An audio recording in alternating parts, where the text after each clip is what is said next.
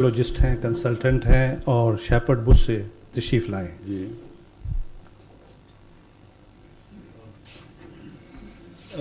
کیا حال ہے ڈاکٹر صاحب، خیریت سے ہیں؟ جی بالکل ٹھیک ٹھاک. کارڈیالوجسٹ ہیں آپ ماشاء اللہ؟ جی میں کارڈیالوجسٹ ہوں. کہاں سے ہیں ہندوستان سے؟ میں پاکستان لاہور سے ہوں. جی لاہور سے ہیں؟ ہاں جی. اچھا نام کیا بتایا تھا انہوں نے آپ کا؟ عالمگیر. عالمگیر. میں غلط سمجھا، میں اس میں کچھ جیت کا ہے. نہیں عالمگیر. پاکستان سے تشریف لائے ہیں ڈاکٹر عالمگیر صاحب. جی جی میں یہیں پر کام کرتا ہوں. جی ٹھیک ہے. میرا صرف ایک کوئری ہے، وہ یہ کہ آج کل مطلب کئی اس طرح سیکٹس ہیں جس میں لوگ اپنے آپ کو ڈکلیئر کرتے ہیں ایز اے ہم سچے ہیں. جی. تو ایک تو یہ کہ اگر مطلب انہوں نے مرزا صاحب نے اپنے آپ کو نبی جو ڈکلیئر کیا تھا، اس کا مطلب ہاؤ کین وہ کنفرم کیسے ہو سکتا ہے؟ وہ تو کوئی بھی انسان اٹھ کے کہہ سکتا ہے اور اس کے پیچھے 500-600,000 لوگ جمع ہو سکتے ہیں، جو آپ امریکہ میں کئی اور جگہ دیکھتے ہیں کہ سیکٹس بنتے ہیں اس طرح. اور دوسرا، جب بھی نبی پہلے آئے تھے تو کوئی نہ کوئی اس وقت کوئی پرابلمس تھے جن کو ایڈریس کرنے اللہ تعالیٰ نے بھیجا تھا. تو اس وقت جب یہ آئے تھے کہ کیا پرابلمس تھے جو کہ ان کو اپنے آپ کو نبی ڈکلیئر کرنا پڑا، ویسے کیوں نہیں یہ کر سکتے تھے؟ جی میں بیٹھتا ہوں. یہیں بیٹھ جائیں. پہلی بات تو یہ ہے کہ نبی ڈکلیئر کرنا پڑا ظاہر کر رہا ہے کہ انہوں نے کوئی منصوبہ بنایا تھا کہ میرا کام تب چلے گا میں بطور نبی اپنے آپ کو پیش کر سکوں اور پھر میں مسائل کو حل کروں گا. یہی ہے نا اس میں پوشیدہ بات یہی دکھائی دے رہی ہے. تو اس سوال کے اندر مضمر ہے یہ بات، اس کے بغیر سوال بنتا نہیں. ورنہ آپ سوال خدا پہ کرتے کہ خدا نے ان کو کیوں بنا دیا. ظاہر بات ہے کہ آپ یہ مان نہیں رہے. میں سمجھتا ہوں آپ کی بات، آپ کو حق ہے. جب تک آپ کو ثبوت مہیا نہ ہو آپ کیسے مانیں گے؟ اس لیے آپ نے بڑی محتاط زبان استعمال فرمائی اور کہا کہ کچھ اصلاح کی نیت سے اٹھے ہوں گے، مجھے شک نہیں. مگر یہ کیا ضرورت تھی کہ اس اصلاح کی کوشش میں اپنے آپ کو نبی ڈکلیئر کرنا پڑا؟ نمبر ایک بات. نمبر دو، وہ اصلاح کی کوشش تھی کیا جس کے لیے آپ نے کوئی ارادہ باندھا تھا؟ یہ دو شاخیں ہیں آپ کے سوال کی، درست ہے؟ جہاں تک ضرورت اصلاح کا تعلق ہے، آپ نے اس سلسلے میں ایک بات پہلے کہی جو تمہید کے طور پر تھی کہ دنیا میں بہت سے فرقے ہیں مذاہب کے، ہر ایک اپنے آپ کو سچا کہہ رہا ہے. یہ بھی فرمایا تھا نا آپ نے. تو اس پس منظر میں آپ سے یہ گزارش کروں گا کہ نبی آپ کو ضرورت نہ بھی ہو اپنے آپ کو نبی کہنے کی، اس صورتحال میں خدا کو ضرورت تھی کہ امت مسلمہ کی اصلاح کے لیے جس کو بھیجتا اس کو کمیشن بنا کر بھیجتا. اور یہ ضرورت قرآن اور احادیث سے ثابت ہے کہ جب زمانہ بگڑ جائے، جب امتوں کی وحدت ٹوٹ کے پارا پارا ہو جائے، جب یہ دعوے ہر طرف سے اٹھنے لگیں کہ ہمارا فرقہ ہی سچا ہے اور باقی سب جھوٹے ہیں، تو یہ ساری آوازیں انسانی آوازیں ہوتی ہیں اور انسانی سوچ کے برتے پر اٹھتی ہیں، انسانی فکر کا نتیجہ ہوتی ہیں. جتنی بھی تحریکات آج عالم اسلام میں جاری ہیں زندگی کی، ان میں سے ایک نے بھی یہ نہیں کہا کہ مجھے خدا نے بنایا ہے اور مجھے خدا نے مقرر فرمایا ہے. اور ان کے ساتھ جتھے ہوتے ہیں جیسا کہ آپ نے بیان کیا، اور وہ جتھے اس آواز کو طاقت دیتے ہیں. مگر کیا امر واقعہ نہیں ہے کہ مذہب کی تاریخ میں جب کڑے دن آتے ہیں، جب قومیں بکھر جاتی ہیں، جب وحدت ٹوٹ جاتی ہے، تو انسانی کوشش کے ذریعے ان کو دوبارہ ایک وحدت پر اکٹھا نہ کیا جا سکتا ہے، نہ کبھی کیا گیا ہے. کیونکہ انسانی اختلاف ایک دوسرے سے انسانی بنیادی حق کی بنا پر ہے کہ تمہاری مرضی تم یہ نتیجہ نکالو، میری مرضی میں یہ نتیجہ نکالتا ہوں. تم قرآن کی آیتوں سے یہ سمجھتے ہو، میں وہ سمجھتا ہوں. اب یہ جھگڑا ایسا ہے جو قرآن کے حوالے سے ہو یا حدیث کے حوالے سے ہو، وہ کبھی منطقی نتیجے تک نہیں پہنچ سکتا. اور ہر شخص کا ایک دعویٰ ہے، اس سے زیادہ اس کی کوئی حیثیت نہیں. اس دعوے کے ساتھ اس کے نفس کی صداقت کی کوئی دلیل نہیں ہے، کیونکہ ایسے دعوی کے مقابل پر قومیں اکٹھی ہو کر ان کی مخالفت نہیں کیا کرتی. مولانا مودودی کی مخالفت ہوئی درست ہے، لیکن سارے عالم نے پھر بھی ان کو اسلام کا جزوی سمجھا، لیکن کوئی ایسی مخالفت نہیں ہوئی کہ اپنے سے نکال کر باہر پھینکا گیا ہو اور آپس کے اختلافات کے باوجود ایک شخص کی مخالفت پر ساری جمعیت اکٹھی ہو گئی ہو۔ کبھی ایسا واقعہ نہیں ہوا، مذہب کی تاریخ میں کبھی ایسا نہیں ہوا، مگر جب خدا بھیجتا ہے تو یہ ہوتا ہے۔ بس یہ ضرورت تھی کہ چونکہ جب امتیں بگڑ جاتی ہیں تو اللہ تعالیٰ کی طرف سے بھیجے ہوئے کے بغیر امتوں کی اصلاح ممکن نہیں ہوتی، اور بھیجنے والے کی صداقت کی ثبوت میں یہ اول ثبوت ہوتا ہے، جیسا کہ میں پہلے عرض کر چکا ہوں کہ پہلے وہ لوگوں میں مرغوب ہوتا ہے، ہر دل عزیز ہوتا ہے، اور اس کے باوجود ایک رات ایسا دعویٰ کر بیٹھتا ہے کہ اپنے بھی ساتھ چھوڑ دیتے ہیں اور شدید مخالفت کا سامنا کرنا پڑتا ہے۔ یہ اس کی صداقت کی پہچان کے لیے ضروری ہے، ورنہ یہ مطلب نہیں کہ اللہ اپنے پیاروں کو بے وجہ دکھوں میں سے گزارتا ہے۔ اس کی سچائی کے امتحان کے بغیر اس کے ارد گرد مضبوط ایمان لانے والوں کی جماعت اکٹھی ہو نہیں سکتی۔ اب جتنی دوسری موومنٹس ہیں جس میں انسان نے خدا کا نام نہیں لیا، یہ کہا ہے کہ میں یہ سمجھتا ہوں قرآن اور حدیث کے مطالعے سے کہ خدا یہ کہتا ہوگا، اس سے آگے نہیں بڑھے۔ کسی نے یہ نہیں کہا کہ اللہ نے ہمیں خود مقرر فرمایا، ہدایت دی کہ یہ کہو، اور اس آیت کا یہ مضمون ہے، اس آیت کا یہ مطلب ہے۔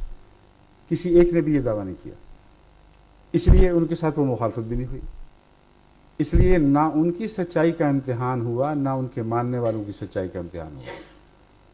مگر جب خدا کسی کو کھڑا کرتا ہے تو دوہرا فائدہ یہ ہے کہ نبی کی صداقت کا امتحان بھی اس کی اپنے ثبات قدم سے، بے نفسی سے، سب کچھ ہاتھ سے جاتا دیکھنے کے باوجود اپنے دعوے پر استقلال سے قیام کے نتیجے میں ظاہر ہو جاتا ہے، اور اگلا ثبوت لاکھوں کی صورت اختیار کر جاتا ہے۔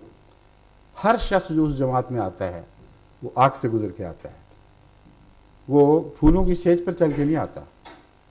اس کو گالیاں دی جاتی ہیں، اس کے خلاف مخالفتوں کی آگیں بڑھکائی جاتی ہیں، اس کی جائیدادیں چھین لی جاتی ہیں، بسا اوقات ماں باپ اس کو اپنے حق کے وراثت سے محروم کر دیتے ہیں۔ اس کا مطلب یہ ہے کہ صرف ایک گواہی، ایک سچا نہیں رہا، اور بہت سے ایسے وجود اس کے ارد گرد کھڑے ہو جاتے ہیں جن میں سے ہر ایک کا کردار اس کی سچائی کی نشانی ہے۔ اگر اس نے یقین نہ کیا ہوتا، اگر اس کو کامل اعتماد نہ ہوتا کہ اس شخص میں کچھ سچائی کی علامتیں ہیں، تو وہ اپنی دنیا داؤ پہ نہ لگا دیتا محض اس خیال سے کہ شاید سچا ہو۔ کامل یقین کے بغیر انسان اپنی دنیا کو اپنے ہاتھوں سے لوٹا نہیں سکتا۔ اس وعدے پر کہ جنت میں جاؤں گا، اس وعدے پر بھی اگر ہو، اول تو جنت کا خیال ہی درپیش نہیں ہوتا ایسی صورتوں میں۔ جنت ہو یا نہ ہو، جنہوں نے حضرت اقدس محمد مصطفیٰ صلی اللہ علیہ وآلہ وسلم کا ساتھ دیا ہے، وہ جنت کے دعوے کے مطابق جنت کے وعدے سے نہیں دیا، بلکہ آپ کی صداقت کو پہچان کر دیا ہے۔ پھر ان کے لیے ممکن نہیں تھا کہ آپ کا دامن چھوڑ دیتے۔ بس ایک سچے نے ارد گرد سچے پیدا کیے، ایک سچے کی مخالفت نے مخالفت حاصل کرنے والے یا مخالفت کا نشانہ بنائے جانے والے اور سچے پیدا کیے جو ثبات قدم کے ساتھ قائم رہے۔ کوئی طاقت ان کو اپنے رستے سے ہٹا نہیں سکتی۔ یہ دوسری وجہ ہے کیوں خدا کو اپنی طرف سے کسی کو مقرر کرنا پڑتا ہے۔ پھر جو ان مصیبتوں کے بعد دین کو قبول کرتے ہیں، کیونکہ محض للہ کرتے ہیں، ان میں پھر خدا والوں کی علامتیں پائی جاتی ہیں۔ یہ ہو نہیں سکتا کہ وہ اپنی جائیدادیں لٹا دیں خدا کے نام پر اور پھر کرپشن کی بدبختی میں مبتلا رہیں، وہ بددیانتی اسی طرح کریں، دنیا کی ہوس اسی طرح جاری رہے، کیونکہ یہ تضاد ہے کردار کا۔ ایک طرف اپنی چیز اپنے ہاتھ میں آئی ہوئی خدا کے نام پر یوں چھوڑ دی جیسے اس کی کوئی قیمت نہیں، دوسری طرف پھر دنیا کما رہے ہیں، یہ ہو نہیں سکتا۔ تو سوسائٹی کی اصلاح کے لیے ضروری ہے۔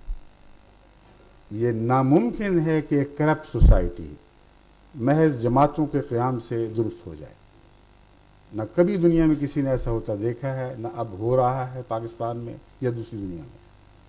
کتنی بڑی بڑی جماعتیں قائم ہوئی ہیں، کتنی بڑی دین کی باتیں ہوئی ہیں، کتنی بڑی دین سے وابستہ حکومت کے قیام کا اعلان کیا گیا۔ ضیاء الحق کی تاریخ کوئی بہت پرانی نہیں ہے۔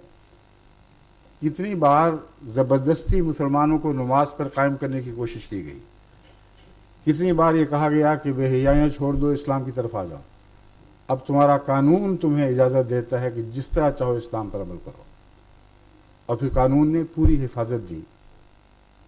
کیا آج سے 10 سال پہلے کا دیانتداری کا معیار پاکستان کا وہی تھا جو آج ہے؟ کیا یہ پریسیپس سے نیچے نہیں گر چکا؟ کیا تیزی کے ساتھ سارا ملک بد اخلاقی اور بے حیائی میں اس طرح بگٹٹ نہیں دوڑ رہا جیسے کسی پہاڑی کی چوٹی سے کسی کو نیچے پھینک دیا جائے؟ یہ کیسے رک سکتے ہیں؟ نہ رک سکتے نہ رکے۔ اس لیے کہ دنیا میں جو لوگ مذہب کے نام پر جماعتیں قائم کرتے ہیں ان کو خدا کی تائید حاصل نہیں ہوتی، ان کے اپنے مقاصد ہوتے ہیں، وہ اپنے گرد جتھا اکٹھا کرنا چاہتے ہیں، اس لیے جتھے والی آوازیں دیتے ہیں، لیکن ان کے ماننے والے ان کے مرید اغوا کریں، لوٹیں، بچوں کی زندگیاں چھین لیں، ماؤں کے سکون لوٹ لیں، جو چاہیں کریں، آگے لگا دیں گھروں میں، اغوا کر کے پیسے مانگیں اور نہ دیے جائیں تو بچے ذبح کر دیے جائیں، یا چوری، ڈاکہ، اغوا، قتل مسجدوں میں بھی ہو، مسجدوں سے باہر بھی ہو۔ وہاں مولوی کو نیند کیسے آ رہی ہے؟ اس کا صبر اور سکون لوٹا کیوں نہیں؟ صاف ظاہر ہے کہ یہ سارے خدائی کے دعوے دار ہیں۔ ان کی مانو گے، ان کے سامنے سر جھکاؤ گے تو تمہیں اجازت ہے جو چاہو کرتے پھرو، تمہارے اسلام کو کوئی گزر نہیں، ہم تمہارے اسلام کی حفاظت کریں گے۔ کون ہوتا ہے تمہاری طرف ٹیڑھی آنکھ سے دیکھنے والا؟ مگر ہمیں نہ چھوڑنا، تو پھر ہم تمہیں سبق سکھائیں گے، ورنہ نہیں۔ بس ہر فرقے کے امام نے اپنے فرقے کے لوگوں کو عملاً جو ہر قسم کی کھلی چھٹی دے دی ہے، اس کے نتیجے میں اسلام کا نام صرف نام ہے، وہاں حقیقت اسلام موجود ہی نہیں ہے۔ حقیقت اسلام موجود ہو تو تقویٰ دکھائی دے، بازاروں کے حالات بدل جائیں، انسان دوسری عورت پر بری نظر اٹھانے کے تصور بھی نہ کرے، بچے اغوا کرنا اور قتل کرنا۔ کون سا اسلام سکھاتا ہے یہ؟ جن سربراہوں کے پیچھے یہ لوگ ہیں انہوں نے کبھی نوٹس لیا؟ کبھی وہ نکلے ہیں گلیوں میں کہ ہم یہ نہیں ہونے دیں گے؟ اس لیے کہ وہ گلیوں میں نکلیں کہ نہیں ہونے دیں گے تو وہی ماننے والے ان کے پیچھے پتھر لے کے پڑ جائیں گے۔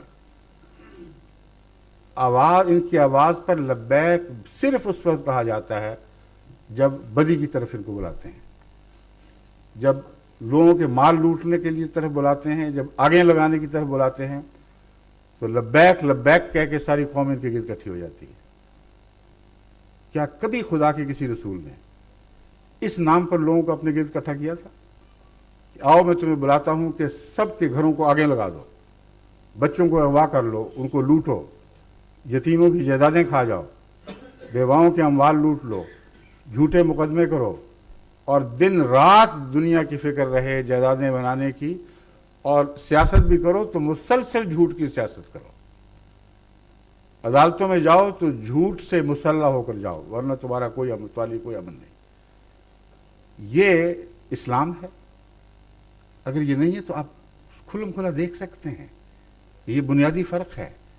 جب تک خدا کی طرف سے کوئی مقرر ہو کے نہ آئے، اس کا نام نبی رکھے یا غیر نبی رکھے، خدا کی طرف سے ایک آنے والا لازم ہے، اس کے بغیر سوسائٹی کی اصلاح ہو نہیں سکتی، اور قربانیوں سے رستوں سے گزارے بغیر کوئی قوم دوبارہ زندہ نہیں ہوا کرتی۔ یہ وہ فرق ہے جو آغاز ہی میں ہم نے دیکھا۔ ایک سیاسی صورتحال کے موازنے کے طور پر میں آپ کے سامنے رکھتا ہوں۔